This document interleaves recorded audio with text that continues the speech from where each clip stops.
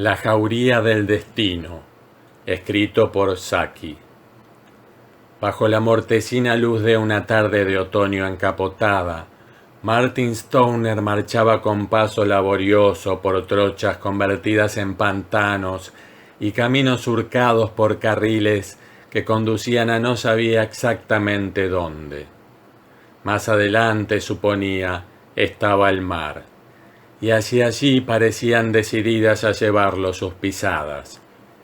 Le habría costado explicar por qué bregaba hasta el agotamiento por alcanzar aquella meta, a menos que hubiera sido presa del instinto que en último extremo conduce al precipicio al ciervo acorralado. En su caso, la jauría del destino sí que acosaba con porfía implacable.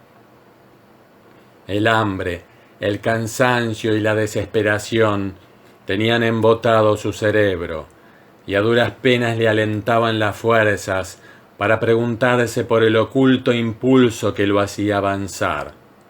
Stoner era uno de esos infortunados individuos que parecen haberlo intentado todo. La imprevisión y la holgazanería innatas siempre se habían interpuesto para malograr toda posibilidad de éxito, así fuera moderado. Y ahora estaba en las últimas y no había nada más que intentar. La desesperación no había despertado en él ninguna reserva latente de energía. Por el contrario, el sopor mental lo había ido invadiendo a medida que declinaba su fortuna.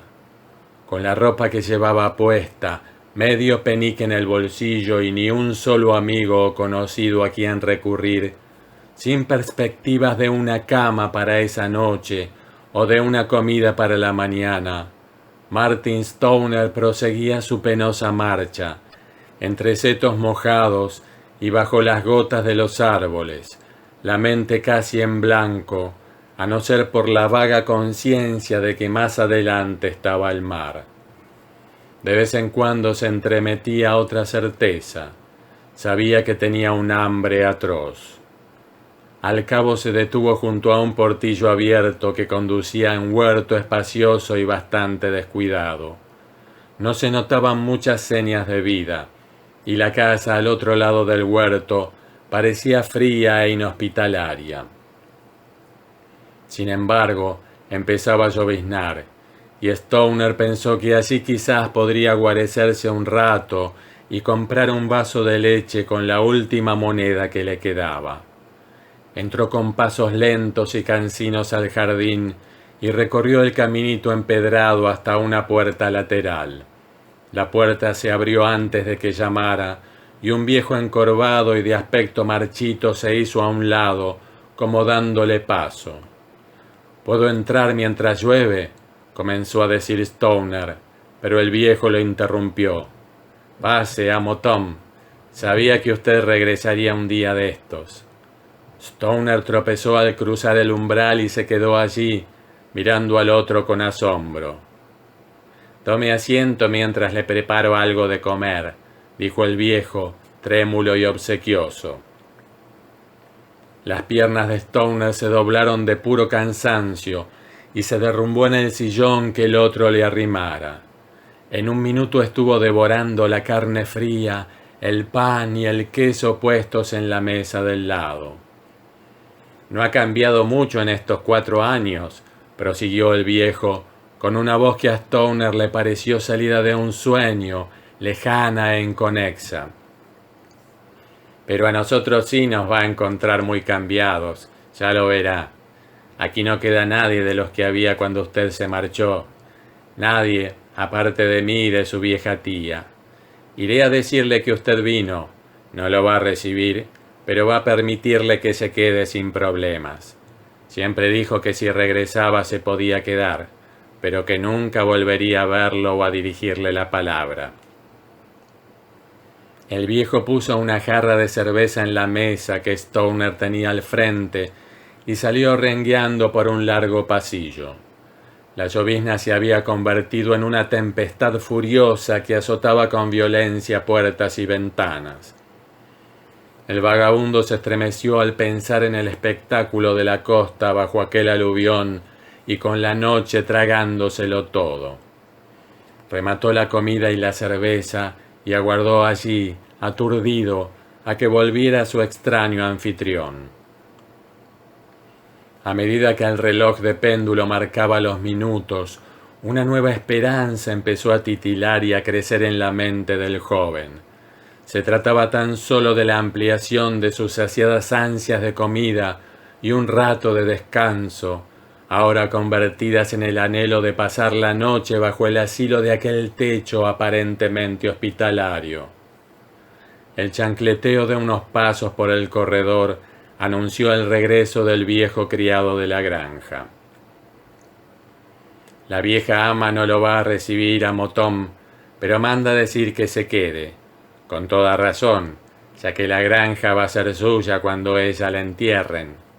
La chimenea de su cuarto está prendida, amo Tom, y la criada le tendió la cama con sábanas limpias. Ya verá que nada ha cambiado allá arriba. A lo mejor está cansado y quiera subir ya. Sin decir palabra, Martin Stoner hizo un esfuerzo para ponerse en pie y seguir a su ángel servidor por el pasillo, por una escalera corta y rechinante, y por otro pasillo que daba a una alcoba espaciosa y alegrada por el fuego vivo del hogar. Había pocos muebles, escuetos, anticuados y buenos en su género. Una ardilla disecada en una urna y un almanaque de pared de hacía 4 años eran casi los únicos indicios de decoración. Pero Stoner tenía ojos para poca cosa fuera de la cama, y le costaba aguantarse las ganas de arrancarse las prendas y arroparse en sus cómodas entrañas con la sensualidad de aquel cansancio. Tal parecía que la jauría del destino le había concedido una corta tregua. A la fría luz de la mañana, Stoner echó a reír tristemente mientras volvía a caer en cuenta de la situación en que se había metido. Tal vez podría hacerse a un bocado de desayuno en virtud de su parecido con el otro holgazán ausente y ponerse a salvo antes de que alguien descubriera el fraude que se había visto obligado a cometer. En el cuarto de abajo encontró al viejo encorvado que ya tenía listo un plato de huevos con tocineta para el desayuno del amo Tom, al tiempo que una criada entrada en años y de rostro adusto traía una tetera y le servía una taza de té. Al sentarse a la mesa, un perrito de agua se le arrimó con muestras de amistad. «Es el cachorro de la vieja Bowker», explicó el anciano a quien la criada adusta había llamado George. «Con el cariño que le tenía a usted. No volvió a ser la misma después de que usted se fue para Australia. Murió hace como 1 año. Este es el cachorrito». Stoner encontró difícil lamentar su fallecimiento. La perra habría dejado bastante que desear como testigo de identificación. «¿Desea dar una vuelta a caballo, amo Tom?», fue la asombrosa propuesta que emitió el viejo a continuación. «Tenemos una fina yegua roana, buena para montar. A la vieja Biddy ya le están pesando los años, aunque todavía anda bien. Pero voy a hacer que ensillen a la roana y se la traigan a la puerta». «No tengo cosas de montar», balbuceó el tránsfuga al borde de la risa cuando miró su única muda de ropas desgastadas. «Amo Tom», dijo el viejo con toda seriedad, casi con cara de ofendido. «Todas sus cosas están exactamente como las dejó. Bastará con orearlas un poquito frente al fuego. Le servirá de distracción montar un poco y cazar por ahí de vez en cuando.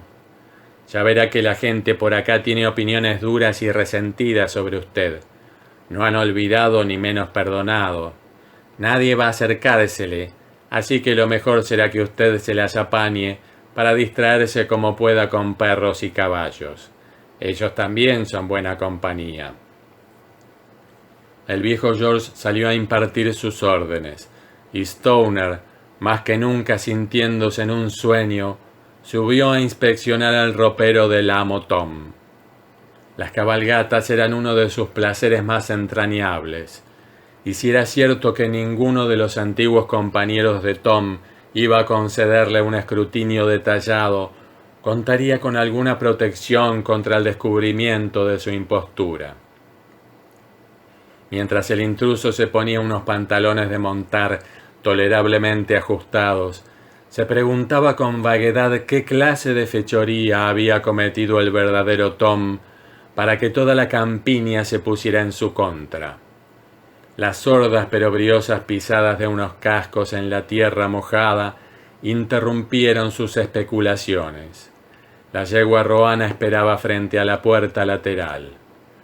Hablando de mendigos a caballo, pensó Stoner, mientras trotaba con rapidez por las empantanadas trochas que la víspera había recorrido en calidad de astroso vagabundo.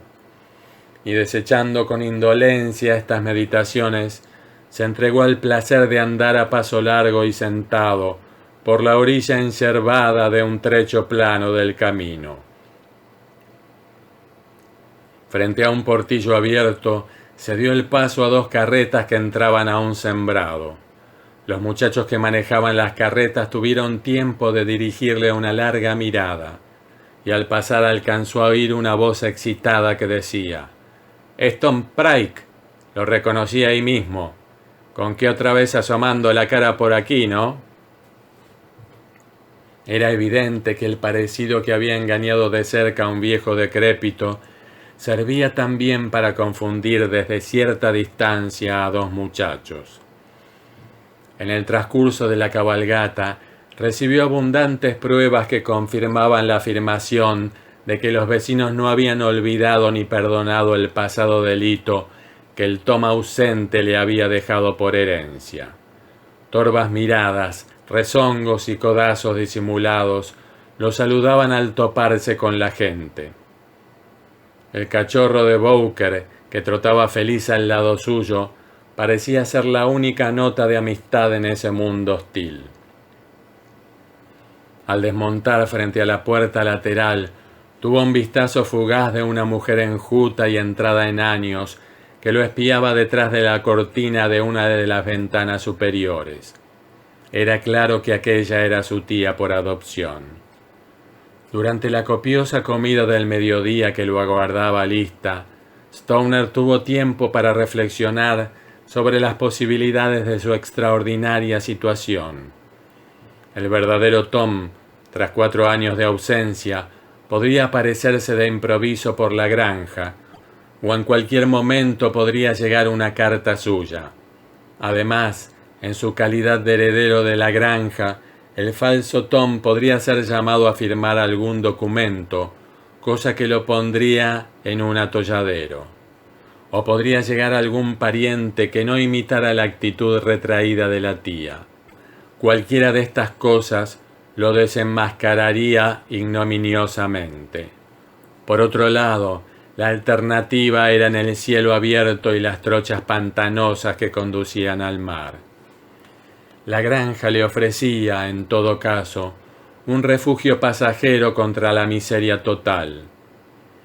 La agricultura era una de las muchas cosas que había ensayado, así que estaría en capacidad de realizar ciertas faenas a cambio de esa hospitalidad a la que no tenía gran derecho.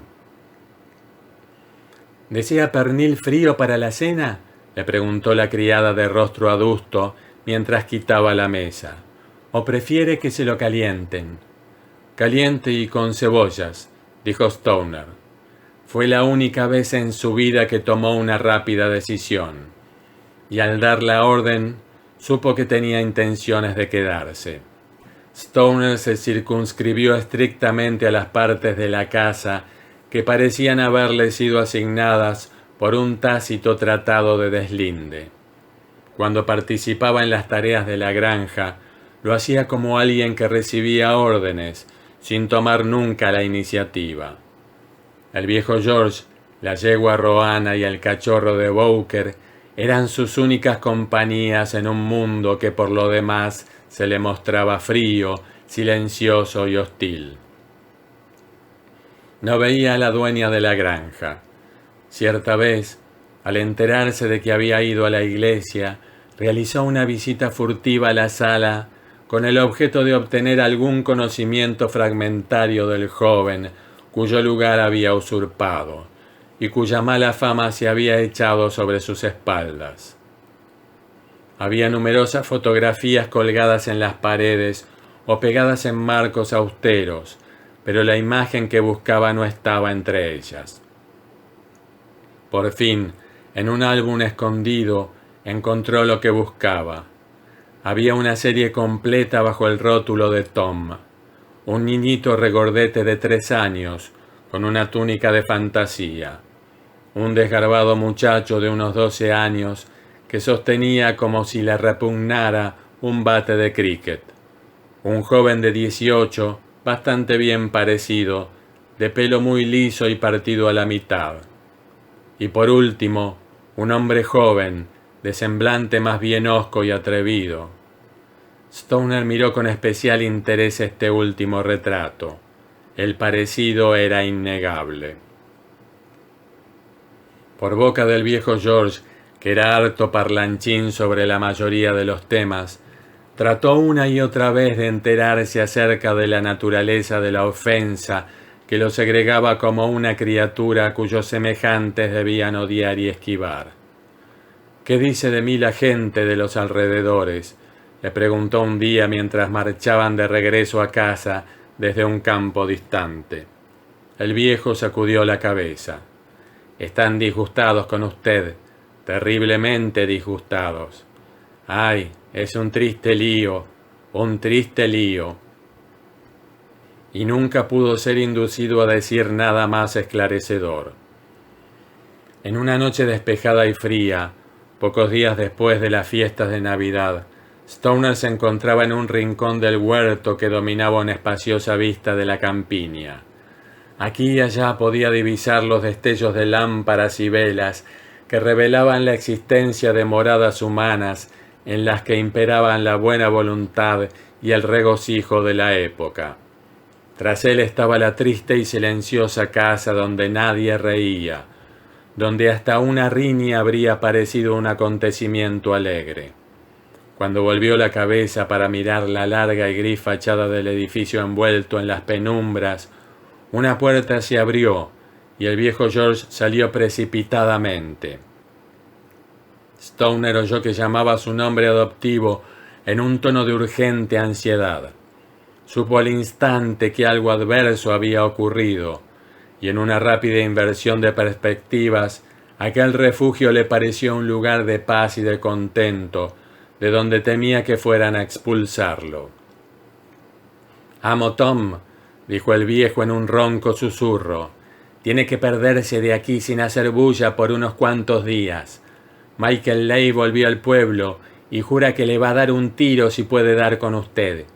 Y de veras es capaz, tiene mirada de asesino. Lárguese al amparo de la noche. Es solo por una semana o algo así. Él no va a estar más tiempo por acá». «Pero, ¿a dónde voy a ir?», balbuceó Stoner, que se había contagiado del patente terror del viejo. «Vaya derecho por la costa hasta Punchford y quédese escondido allá. Cuando Michael ande lejos, yo llevo la Roana al Green Dragon en Punchford. Cuando usted la vea en las pesebreras del Green Dragon, será la señal de que puede volver. Pero», vaciló Stoner, «no se preocupe por dinero», dijo el otro. «La señora está de acuerdo en que es mejor que usted haga como le digo, y me ha entregado esto». El viejo sacó 3 libras esterlinas de oro y algunas monedas de plata. Stoner se sintió más tramposo que nunca cuando se escabulló esa noche por la puerta trasera de la granja con el dinero de la anciana en el bolsillo. El viejo George y el cachorro de Bowker se quedaron plantados en el patio, mirándolo en silenciosa despedida. Le costaba imaginarse que regresaría alguna vez, y sintió una punzada de remordimiento por esos 2 humildes amigos que esperarían con anhelo su regreso. Quizás un día regresaría el verdadero Tom, y entre aquellos sencillos campesinos cundiría el asombro respecto a la identidad del oscuro personaje que habían hospedado bajo su techo. En cuanto a su propio destino, no sentía apremio alguno. 3 libras duran poco cuando no hay nada que las respalde, pero a un hombre que ha contado en peniques todo su capital, le parecen un buen punto de partida. Los caprichos de la fortuna le habían jugado una buena pasada la última vez que recorriera aquellas trochas como un perdido aventurero, y todavía había probabilidades de encontrar trabajo y empezar de nuevo. A medida que se alejaba de la granja, su ánimo subía más y más. Había cierta sensación de alivio en recobrar la identidad perdida y dejar de ser el incómodo fantasma de otro hombre. Difícilmente se tomaba la molestia de especular sobre el enemigo implacable que había venido de los quintos infiernos a meterse en su vida. Ya que esa vida había quedado atrás, un detalle irreal de añadidura no importaba mayor cosa. Por primera vez en muchos meses, empezó a tararear una melodía frívola y alegre. Y entonces, de la sombra de un roble a la vera del camino, le salió al paso un hombre armado con una escopeta. No había necesidad de preguntarse quién podría ser. La luz de luna que le pegaba en la cara tensa y pálida revelaba una mirada de odio feroz que Stoner no había visto jamás en ninguna de las vicisitudes de su peregrinar. Saltó a un lado, en un desesperado intento de atravesar el seto vivo que bordeaba el camino, pero las fuertes ramas lo sujetaron con firmeza. La jauría del destino lo esperaba por aquellas trochas, y esta vez tendría que enfrentarla.